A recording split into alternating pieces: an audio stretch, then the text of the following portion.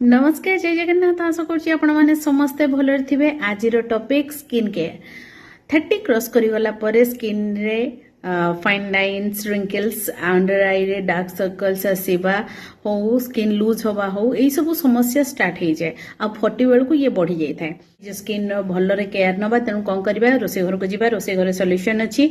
रोसे घर आनिबा नड़िया तेल भर्जिन नड़िया तेल जदि आपण मानकु मिल जाउची बहुत भल कथा ताहले भर्जिन नड़िया तेल नबा 30 ml नबा 30 ml देहरे 1 इंच अदा नबा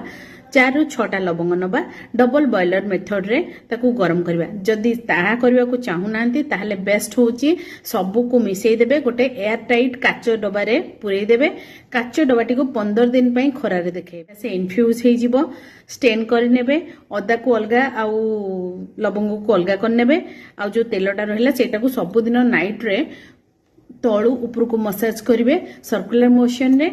देखु 15 दिन ट्राए करके देखु 15 दिन ट्राए कला परे आपनकर फाइन लाइन्स कमी जिवो माने स्किन टाइट रहिबो आ गोटे सफल स्किन आपण पाइबे। आज पई एतिकी रहिली।